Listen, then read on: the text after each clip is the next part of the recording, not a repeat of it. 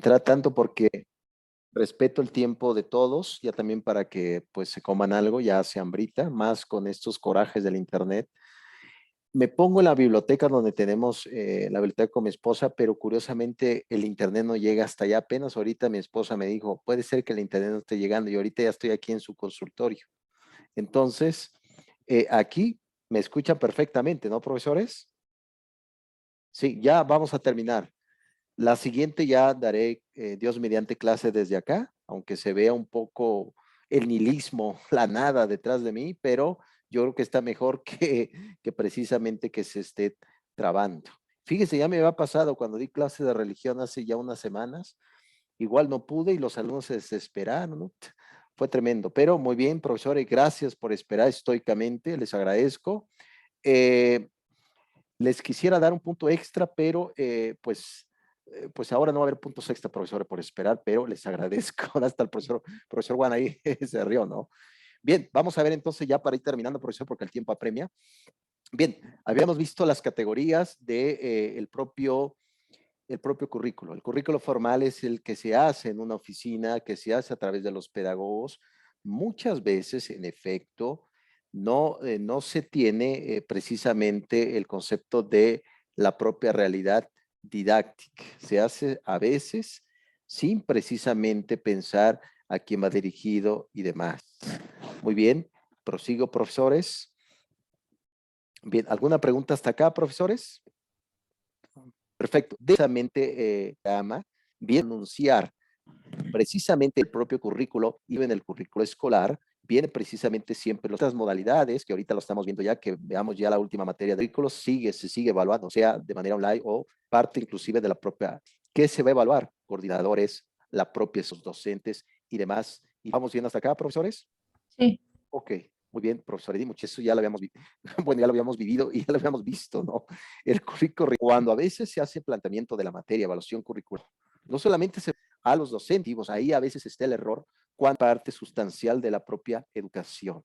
Por lo tanto, el currículum, profesora Patti, profesora Edith, profesora Lisbedo, seamos honestos y correctos. No seguimos como si fuera un dogma. Recuerdan que la palabra dogma significa línea, ir cambiando algunos puntos. Por lo tanto, lo que es el currículo formal se debe de evaluar, se debe evaluar al respecto. Vamos a ver más adelante qué y ustedes me van a entregar una propuesta de la parte práctica. Ese siempre ha sido mi objetivo para el trabajo. Prosigo. El currículo oculto es lo que me pasó ahorita el currículo. Fui víctima del currículo oculto. Circunstancias por escrito, que no necesito, por ejemplo, es decir, en una clase que les voy a dar a todos un punto extra. Toda aquella directriz, toda aquella potencialidad que hace él, toda aquella potencia que hace la escuela para aumentar el aprendizaje. El currículo oculto precisamente, no, pero está totalmente ese aprendizaje. Profesores, ¿cómo lo vieron? Adelante, profesores. Bueno, si quiere, empiezo yo. Adelante, profesor Edith, adelante. Pues más que punto de vista, estaba yo analizando los periodos de la evaluación del tayleriano, que yo creo que lo vamos a tomar más a fondo con usted, de tayleriano, la inocencia, el realismo, y el método de evaluación orientada a objetivos de Tyler. Sí. Estaba señalada como que es, digamos que es como ya vieja, pero como que todavía se sigue llevando esa evaluación sumativa cuando se cumple nada más el objetivo. Y en cuanto a la evaluación formativa, no se toma en cuenta que hay que analizar los procesos. Incluso hay un modelo de evaluación, el de Stoffel-Beam, Sí. el de contexto, input, proceso y producto, que no nada más evalúa, digamos, la sumativa o los objetivos, sino que evalúa desde el contexto, que lo que nosotros lo llamamos marco situacional o marco conceptual, marco teórico, evalúa las entradas, que digamos todos aquellos insumos que vamos a ocupar, evalúa todo el proceso y también evalúa el resultado final. Entonces vemos diferentes tipos de modelos, incluyendo también el del consumidor, el del cliente, que yo creo que dependiendo del proceso que nosotros tengamos, todos son útiles. Sin embargo, todos tienen sus ventajas y desventajas, porque hay unos que, por ejemplo, requiere gran cantidad de información, gran cantidad de análisis de información, porque como que pretende evaluar todo el proceso desde el principio a fin. Entonces son métodos de evaluación muy costosos. todos tienen sus limitantes, todos tienen sus ventajas. Una de las ventajas que yo noté en cuanto al de Tyler, que es en cuanto a los objetivos, también yo podría señalar o incrementar que a veces un objetivo mal planteado puede hacer que nuestra evaluación no sea efectiva, porque si desde un principio yo no analicé el contexto como Stuffelbein lo recomienda, puede ser que mi objetivo esté mal planteado. Entonces, un modelo basado en objetivos, mi evaluación no va a ser completamente, no me va a arrojar información. Lo que también me llamó la atención es que a veces estos modelos como que proporcionan diferentes productos, ya sea para tomar decisiones, para mejorar el proceso, para ver si alcanzamos el resultado final. Entonces, dependientemente de las necesidades, sí vuelvo a comentar, ofrecen ventajas y desventajas, pero también yo creo que depende del proceso, es el que nosotros podríamos aplicar dependiendo de lo que nosotros quisiéramos obtener.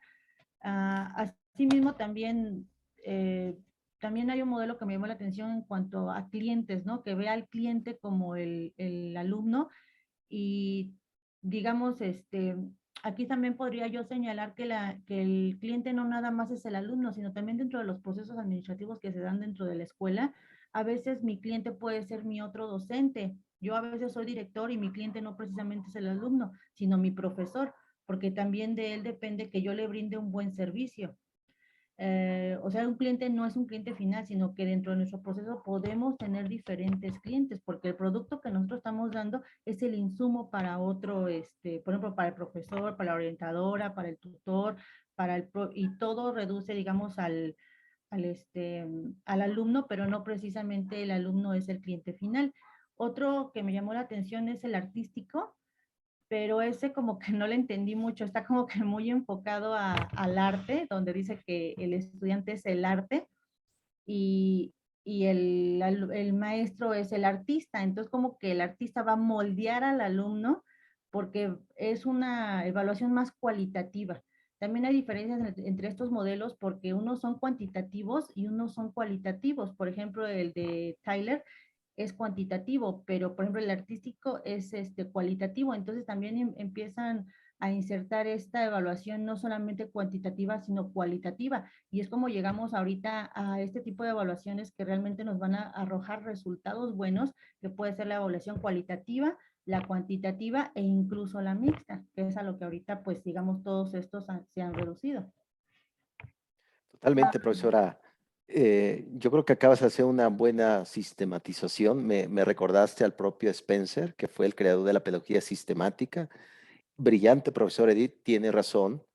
Lo que hace, por ejemplo, el propio profesor Lab Taylor, nos deja cierto testimonio. Por eso, ahorita lo vamos a analizar, si no lo vamos a retomar la siguiente, sobre la época de la inocencia, que nada más, una evaluación curricular tiene que enfocarse nada más en los objetivos, pero sabemos muy bien que hay otros procesos en el aula de clases, en el ambiente escolar. Un ejemplo, ¿qué sería? Por ejemplo, poner, valga la expresión, imagínense más a la señorita Ana. Ella ha sido cumplidora, entrega todas las tareas, ayuda al profesor a borrar el pizarrón, todo. Y ella aspira para que le den, para que sea parte de la escolta de la escuela secundaria Justo Sierra. Pero resulta que reprueba el examen, uno de los exámenes, y ya no le van a dar eso porque tiene una calificación baja y ella quería estar en la escolta.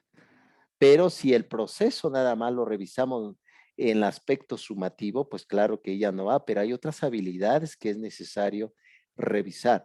Muy bien lo comentas del propio Stop for Me, que menciona un proceso donde viene otro poco más de cualidades, ya que ver de cómo se aprende y cómo se puede llegar a evaluar. Vamos a ver al profesor Michael Scriven, que es un crítico precisamente de la evaluación por medio de los objetivos. Vamos a ver a una discípula del profesor Taylor llamada Hilda Taba. Hilda Taba es la creadora de la evaluación cultural. Y uno dice, bueno, profesor, ¿qué demonios es eso?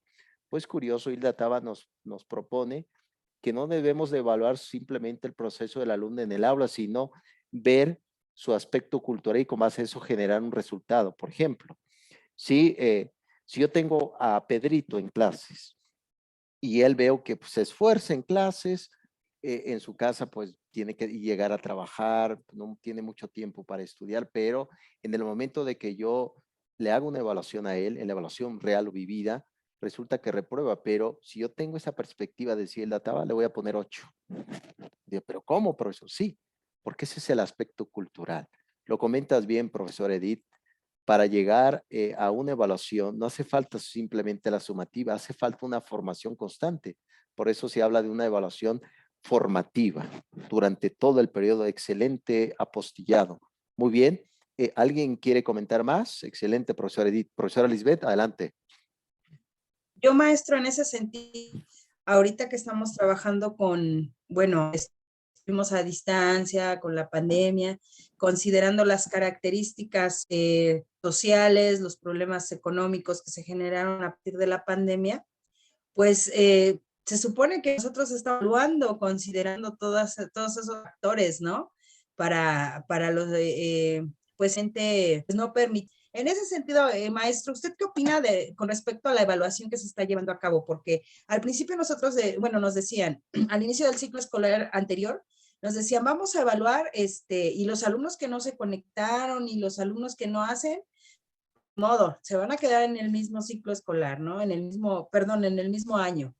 Y posteriormente surgen muchos acuerdos y nos dicen, no, ahora el acuerdo tal nos dice que los alumnos van a pasar con el simple hecho de estar inscritos casi, casi, ¿no? Con 6. Entonces ahí sí es como que un poco complicado la evaluación que se tiene que establecer para ellos, porque definitivamente no podemos hacerlo ni de manera cuantitativa ni cualitativa, porque ¿qué le voy a evaluar a un alumno que no está, que no existe, que no vino, que ni siquiera me contestó los mensajes? Entonces, esa es una, pues, problemática que los docentes enfrentamos, porque finalmente le damos el 6, ¿no? Para no afectarlo emocional, no sé, en otras situaciones de su vida diaria. Pero sí es un problema porque, pues, analizamos estos modelos de evaluación y pues ninguno se apega. Esa es ¿de dónde salen esos acuerdos? ¿De dónde salen esas formas de evaluar a los alumnos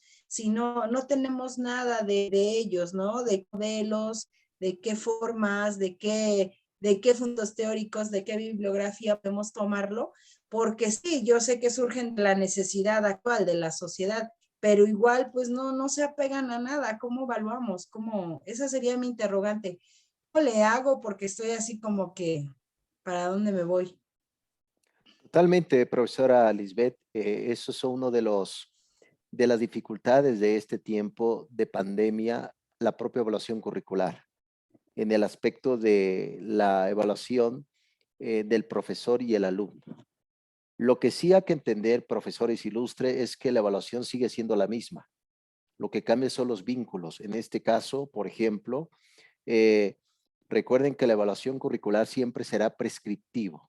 Nos va a decir cómo debería de ser la formación del propio estudiante. Pero la evaluación va de la mano precisamente con evidencias empíricas. Precisamente es difícil determinar ciertas categorías, profesora Lisbeth, en decir, bueno, este alumno no estuvo presente, no me envió tareas, entonces, pues, ¿cómo tengo? No tengo las herramientas materiales para generar una evaluación.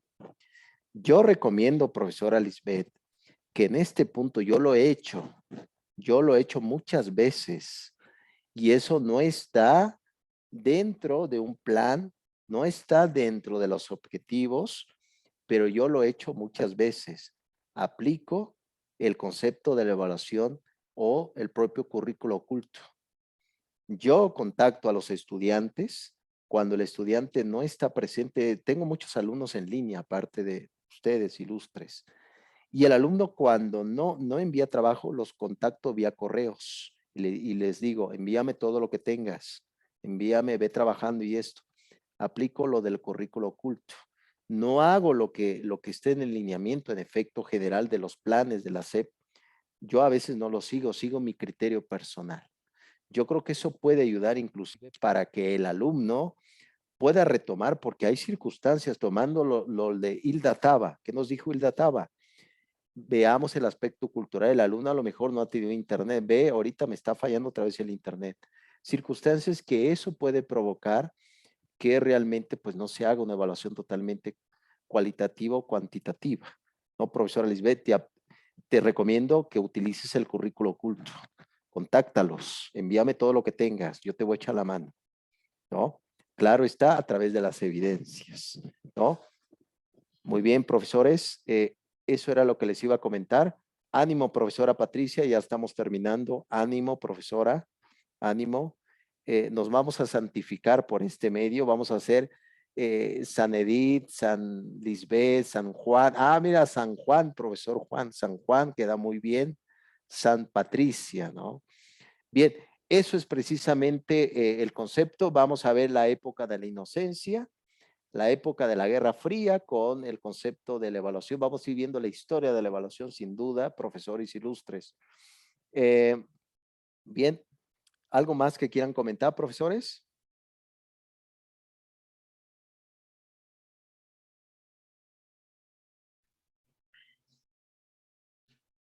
¿Quieren comentar algo, profesores? Vamos a retomarlo, no se preocupe, tiene demasiado, prohibidor lo tiene. Sí, ya lo revisé, Dorcarnar, Carpopes, quédense con esto porque tiene mucho que ver con la evaluación curricular, por supuesto que sí. Perdón por quitar la diapositiva, profesor, pero se me está trabando otra vez la máquina. Tiene que ver mucho con lo que se va a llamar actualmente con la evaluación. Estamos metidos en problemas graves de evaluación sumativa. A veces no vemos totalmente todo lo que conlleva un alumno que genere precisamente una calificación. Ante ese embrollo positivista surgió otra corriente que yo estoy muy de acuerdo con ella. Se va a llamar el pragmatismo. Surgió en el siglo XX y dio auges importantes para la evaluación curricular. ¿Qué es el pragmatismo? El pragmatismo es una corriente filosófica educativa que dice que lo que nos interesa del objeto del aprendizaje es la utilidad práctica. Vean, lo que nos interesa del objeto del aprendizaje es la utilidad práctica. Entonces, por ejemplo, dices tú, bueno, esta actividad que les voy a dejar al alumno, ¿qué aspecto práctico tiene? Hay que ser un poco pragmático y así debe ser la evaluación curricular. Observen, profesores, si ustedes ven que en el plan de la SEP viene determinado qué tipo de actividades pueden dejarle al alumno y digan ustedes, esta actividad no tiene sentido. ¿Lo pueden cambiar? Claro que sí, pero ese cambio no se lo van a decir a nadie. Entre ustedes y el alumno lo pueden hacer. Eso es lo que nos da pautas para el cambio del pragmatismo. Claro está, uno de los representantes más ilustres fue John Dewey. John Dewey fue un pragmático. De hecho, fue el creador, dio clases en México. Si ustedes le echan un vistazo en la época del secretario de Educación Pública, Moisés Sáenz, 1926-1927, el propio Dewey estuvo aquí. Él fue el creador de los talleres escolares. Vean, ¿no? La cosa es el movimiento. Utilicen el pragmatismo. Pregúntense, ¿qué utilidad práctica tiene esto para la evaluación curricular? No se les olvide, profesores. Eso es muy importante dentro de la evaluación curricular. Vamos a ir de fondo, claro, vamos a revisar a David Stofford, que muy bien lo comentó la profesora Edith. Vamos a revisar a otros tipos de propuestas y vamos a concluir con el siglo XXI. ¿Qué se está proponiendo en el currículo actualmente? Pero quiero que ustedes vean de dónde viene la evaluación curricular. Hay un tipo de currículo, se podría decir nulo, un currículo complementario, etcétera. Hasta hay un tipo de currículo que se le llama currículo informal de la calle, así se le llama. El alumno aprende muchas cosas, por supuesto que sí, yo aprendo muchas cosas, ¿no? A veces no es formal, pero ahí está presente. Bien, profesores, ya no le quiero quitar más su tiempo. Bien, ya hemos terminado con evaluación curricular, profesores. La siguiente semana, no se preocupen, vamos a andar un poco más, profesor Edith, en la época de la inocencia, en la época de la Guerra Fría, vamos a ver en la época también algunos puntos, porque se van a dar cuenta que cuando uno evalúa a un alumno, cuando uno evalúa una escuela, hay todo un proceso que se debe de seguir, todo un proceso, todo proceso cíclico. Y eso lo vamos a descubrir poco a poco, profesores. El día lunes les voy a enviar un texto del profesor Rap Taylor sobre su propuesta de evaluación curricular. Pero usted dirá, profesor, es del siglo XX. En efecto, vamos a revisar cada uno de los autores para que usted lo revise y diga, ah, tiene mucho que ver, por supuesto que sí. Bien, profesores, ya estamos terminando, profesora Patricia, ánimo. Bien, ¿qué les voy a dejar para sistema a distancia para el aprendizaje? Muy bien, comparto rápidamente la presentación. Me da mucha pena, profesores, realmente esto que falla el internet me da muchísima pena con ustedes. Espero que no me vayan a estigmatizar, profesor Juan, por ahí, me vayan a un poco de ironía. Vale, pues nuestra materia, vamos a revisar educación a distancia. Ese libro llega hasta nuestra fe, una educación a distancia vivida, de experiencia. Recuerden esto, la materia de educación a distancia. Vamos a ver un poco la historia del internet, cómo fue la web 1.0, etcétera, hasta el 5G, que me parece que por ahí Estados Unidos dice que va a afectar a los aviones, no sabemos, ¿no?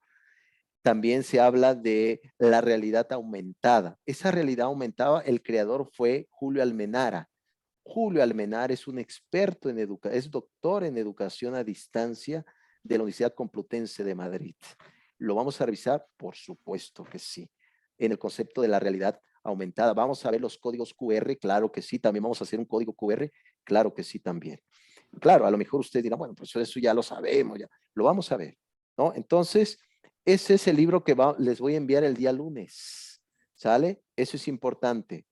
Este libro se lo voy a enviar con las características necesarias para que lo trabaje. Como les había dicho, profesores, no se preocupen.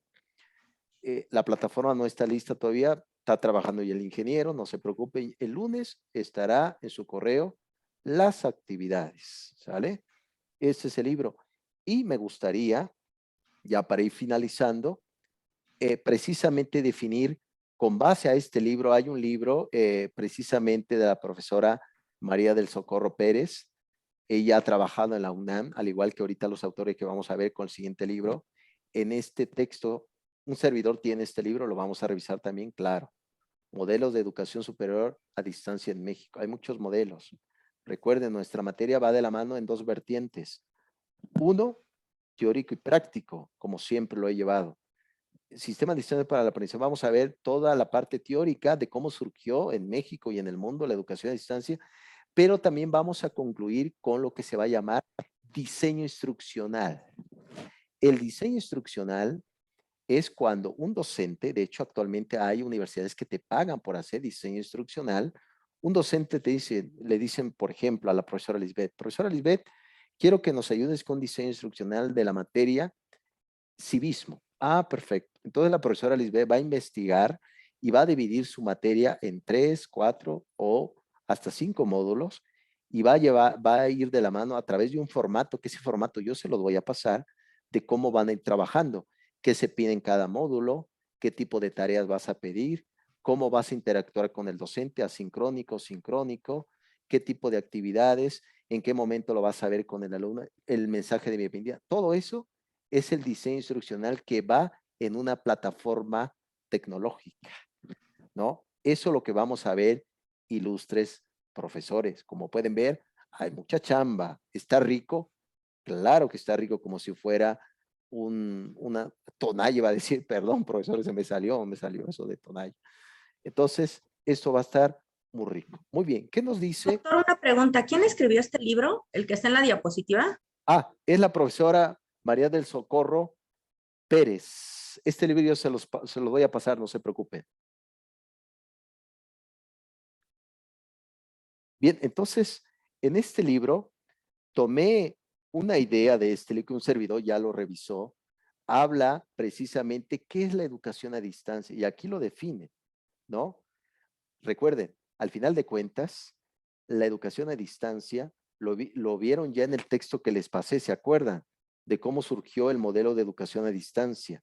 que vino desde la escritura cuneiforme de los sumerios, desde una tabla de barro. Eso era educación a distancia, de la casa de la vida en Egipto. De hecho, yo escribí un artículo sobre Egipto donde yo describía cómo era la educación de los faraones, de los sacerdotes. Era a través de la casa de la vida, a través de la escritura cuneiforme. La palabra cuneiforme significa precisamente cuña, ¿no? Es, por ejemplo, la palabra jeroglífico, significa escritura sagrada, ¿no? Entonces, eso es precisamente educación a distancia.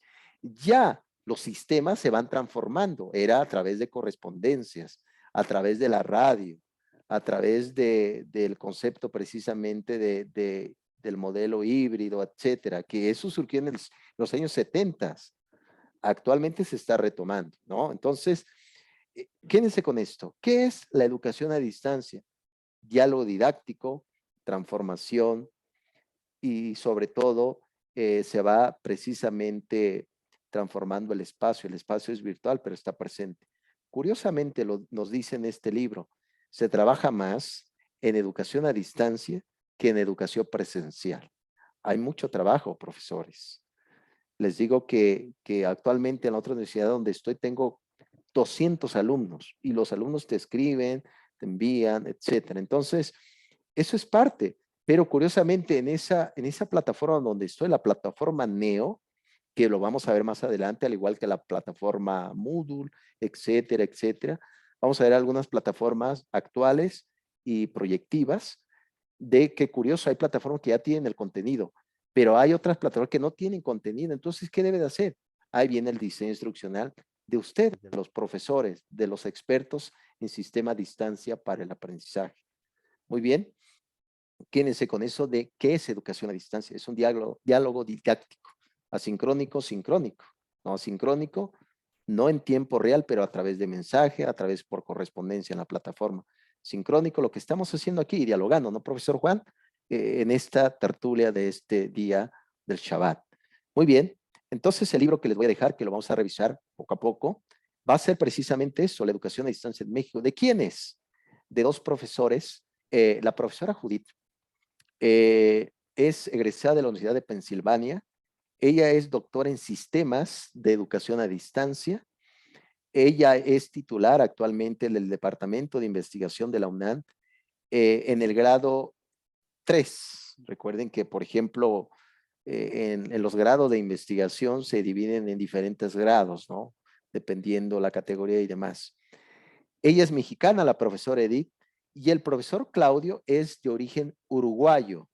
Es doctor en sistemas, es ingeniero en sistemas y precisamente ambos coordinan el libro que vamos a revisar poco a poco. Y ahí curioso, de hecho un servidor ya estuvo leyendo el libro y vienen los tipos de modelo. Ahí viene el modelo híbrido, el modelo precisamente lo que se va a llamar totalmente online, etcétera, etcétera.